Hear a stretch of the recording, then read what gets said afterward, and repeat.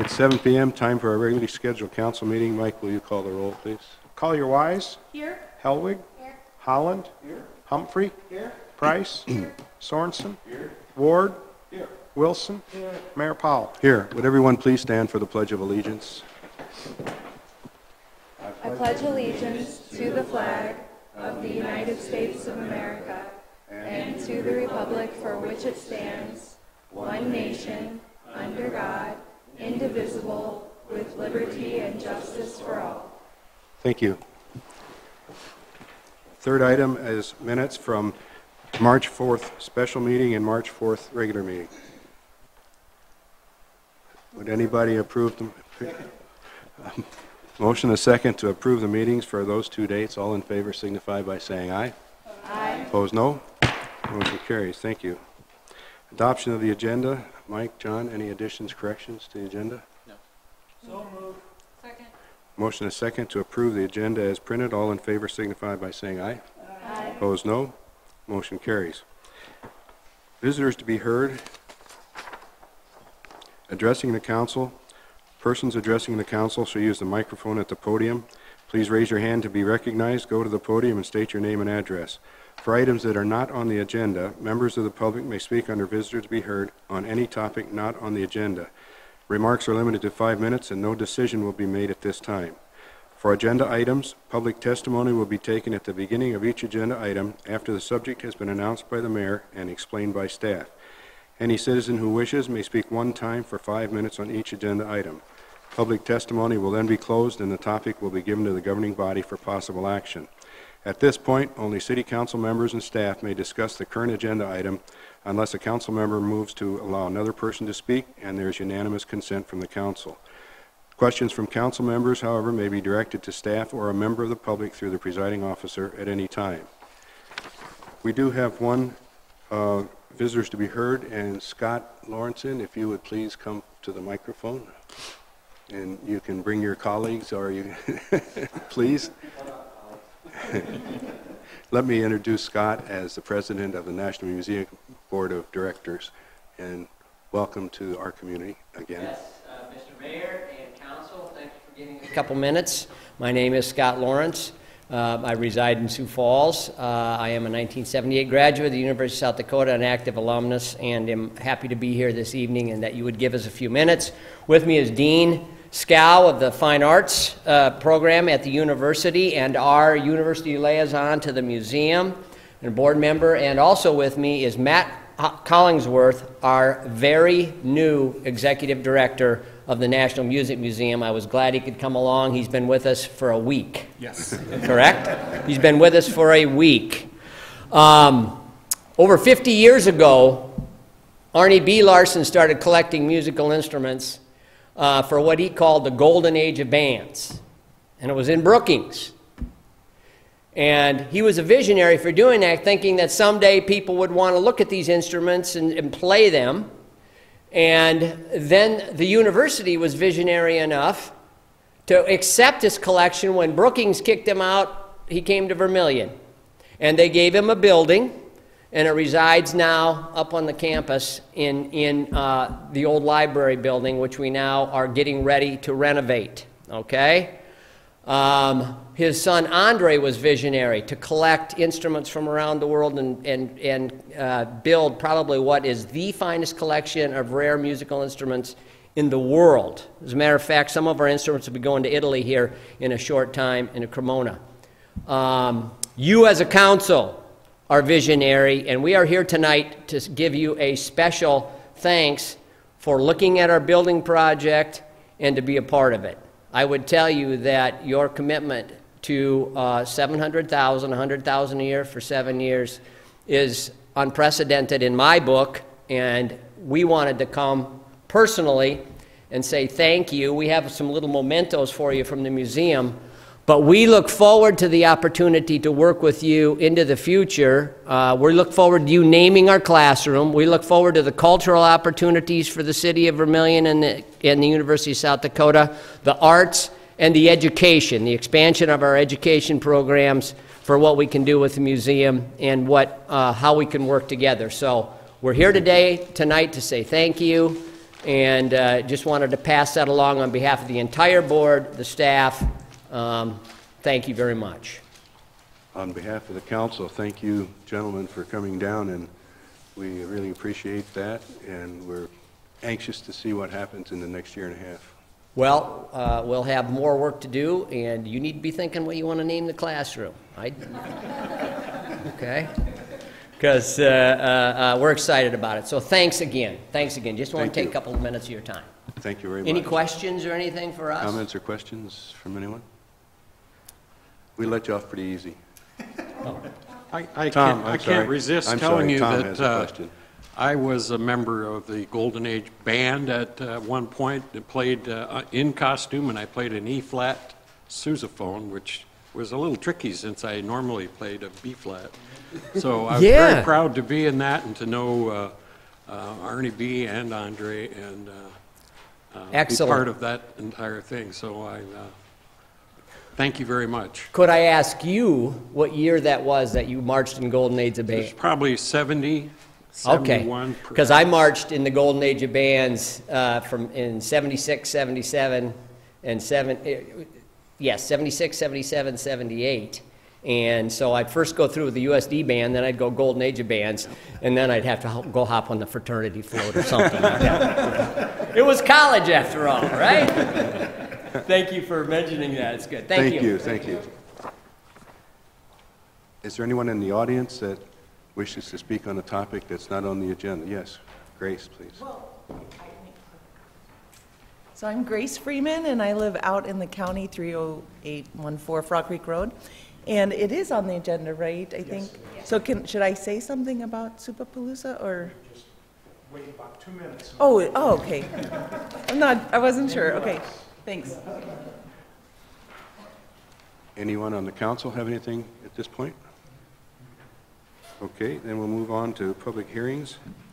Item A, a special daily malt beverage and wine license for the Vermillion Area Farmers Market at 202 Washington Street for a fundraising event on March 28, 2019. And Mike, please. The Vermillion Area Farmers Market submitted an application for a special malt beverage and wine license at 202 Washington Street for a special event on Thursday, August 26th. Grace Freeman completed the application. That included the press release for the Supapalooza, if I pronounce that close, event that will be held at the Arts Council at 202 Washington Street. The event is scheduled to run from 5:30 to 7:30. The notice of hearing, the police chief's memo, and press release for the event are included in the packet. The police department records checks for the parties involved for the special daily license revealed no alcohol violations. The city staff is not aware of any problems with previous special events granted to the area farmers market. The special license fee has been paid, and administration recommend approval of the license unless there's something presented otherwise to change that. And Grace Freeman is here, ready to explain the event. Now. I need to come more often. Okay, so I just brought a poster, and this benefit was started actually by Kelsey's mom a few years ago, and it's specifically to benefit the proceeds go to benefit the SNAP EBT program, where we at the farmers market can accept EBT, so that people using food stamps can get fresh local vegetables, but also increase their buying power. So it allows us to have the machine to accept it, and then if we, in the past, Caitlin started this token program. So if they make a purchase with an EBT, then we give them tokens for extra produce buying power. So it's a fun event. It's also a thank you event for the SESDAC employees that they help us put up signs for the Thursday markets. So then they come and eat, and it's a foodie event. People make gourmet soups and cakes, and it's inexpensive. So we hope the community comes. We offer kids activities. And this year we're doing it as a zero waste event. So Farmers Market is really taking that on this year. It'll be our thing at the Muck for the Earth Day is promoting zero waste activities. So hopefully that will catch on in our community, but we're going to try it at the Supapalooza. And zero waste just means that nothing after the event will go to the landfill. So it's either reused, recycled, or composted. So thanks for the alcohol license. Of course, that'll be cans or cups. But, yeah, any questions? Any questions for Grace? Thank you. Okay, thanks. Motion and a second to approve the special daily malt beverage license. All in favor signify by saying aye. Aye. Opposed, no. Motion carries. Item 7, second reading of ordinance 1399 to amend Title III Administration, Chapter 32 City Organizations, to amend definitions and complaint processes for the Human Relations Commission and add Commission Subcommittee preliminary review. And Addison, welcome back. Thank you. Good to be here. During the Vermillion Human Relations Commission's December 8th special meeting, we discussed and agreed upon specific complaint and specific policies to our Complaint Alternative Dispute Resolution, or ADR, policies and procedures. At that time, we came to realize that some amendments to our ordinances would be required to accommodate for the practical implementation of these procedures, as well as regulations and state statutes. As discussed at the last council meeting on March 4th, the amendments provided here in proposed ordinance 1399 address policies regarding the procedure timeline and notification of both parties, the addition of a commission subcommittee charged with the preliminary review of complaints, as well as a statute workaround with regard to the definition of officially filing a complaint and basic formatting alignment corrections. In your agenda packets, you have been given a clean copy of proposed ordinance 1399. These amendments were reviewed and approved for this proposal by the VHRC during our February 7th regular meeting. On behalf of the VHRC, I would also like to thank you, Council, Mr. Mayor, City Manager, and Assistant City Manager, for working with us and making sure to get these readings on the calendar in order to make sure that we can start hearing complaints and serving our community as soon as possible and as best as we can. The only financial consideration with this agenda item is the cost of publishing the ordinance. The administration recommends that City Council approve the first reading of Ordinance 1399. Any questions are welcome, and as always, the second reading, of Ordinance 1399. Any questions are welcome, and as always, a roll call vote is required for the second reading of any ordinance.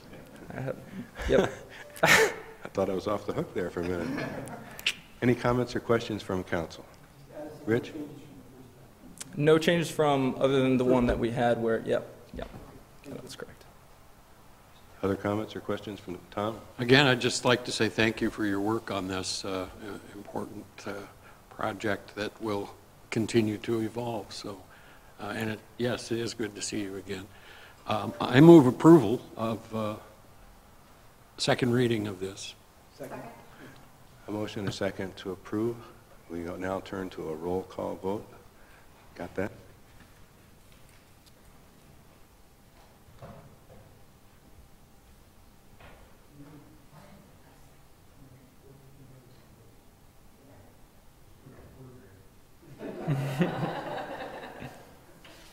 You see the results, 9 yes, 0 no, motion passes. Thank you. Thank you, Mr. Mayor, and thank you, Council. New business, item A, certified local government agreement with the State Historic Preservation Office for program application. And John, please.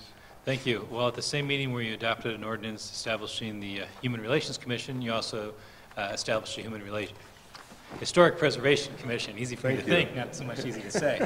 But just as the Human Relations Commission has been working on things, the Historic Preservation Commission has also been working on a number of items. And one of the items that they have brought forward is the state, in partnership with our federal government, has a certified local government program. And with that program, it's run by the National Park Service, and then it's given to each state to administer and run from there. His certified local government program, there are 5 different requirements to become certified. local legislation for designation of and protection of historic properties, establishment of a commission, which you've done, a survey, an inventory of historic properties, and then provide for public participation in the local historic preservation programs, and then any other duties that the state office might assign through a mutual agreement with you. The Historic Preservation Commission has been interested in establishing Vermillion as one of the, I think there's approximately 20 communities in the state who have this designation. And so we did bring forward to you at the March 4th noon meeting a little bit of an educational program with respect to what a historic preservation certified local government program could look like. I mentioned those requirements. There are an opportunity for a basic grant each year. That's approximately $2,000. And then we have a specific project you can apply for supplemental funding for larger grants. Those are on a competitive basis that way. There's a requirement that there's an annual report that would be turned in February of each year, and so we're just beginning that process now. So we do have a member of our Historic Preservation Commission here. I'm sure Gloria would be happy to answer questions that you might have on it. Included in your packet was a copy of the certification agreement, which includes several of the items that I mentioned, and a few other things such as adhering to the requirements of the historic preservation programs. Anybody want to say anything in the audience? Gloria, you want to say anything? Or?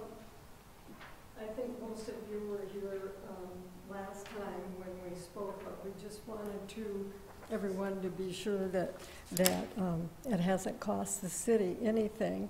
I am also on the County Historic Preservation Commission, and so we have covered any small costs there are, and we're also included in the multi-newsletter that goes out, and then University Historic District, and I represent the Historic Forest Avenue District.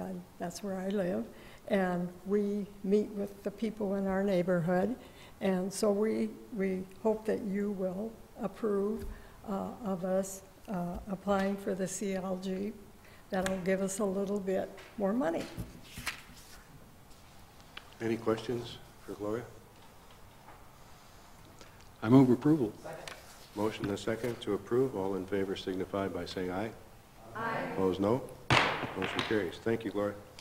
Thank you.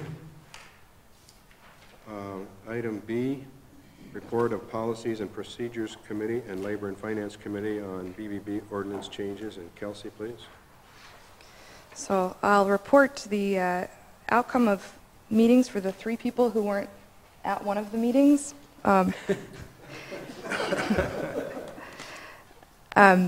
So Councilman Wilson had brought a proposal to the council in which he had some additional language that he had wanted to add to our current code around the use of bed, board, and booze. As you'll see in the memo, first policies and procedures met and adjusted the language slightly to remove the 75% suggestion and replace it with the phrase policy will be given. We found through that quite a bit of the language in there is set by state statute, and so we didn't change that at all. And then Labor and Finance met, reviewed what policies and procedures had done, and changed it slightly to amend the area that specified May as the time that we would review history of usage and determine approximate anticipated revenue to be more general so that we could do that when it fit best in the council schedule. After a lot of discussion, we also removed the section that was suggested as a 6% sort of savings fund for larger projects, just feeling that we would be able to handle those projects as they came with the funds that we have. As Councilman Holland and I were the chairs of those 2 committees, the idea, I guess, was that we would come together and agree on an amended language. Since we were both on Labor and Finance, we were able to do so at that meeting, and so the final suggested language is included in your memo, and that concludes my report. So the underline is what goes away?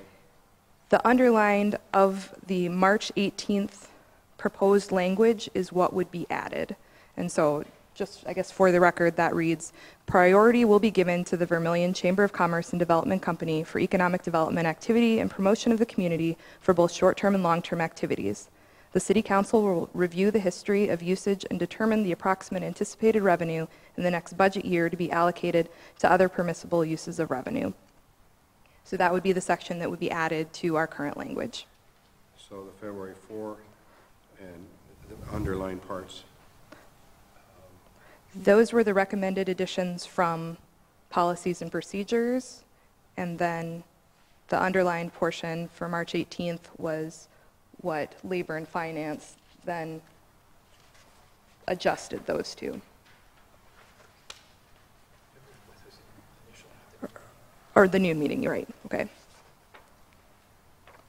Any comments or questions from, yes, Howard?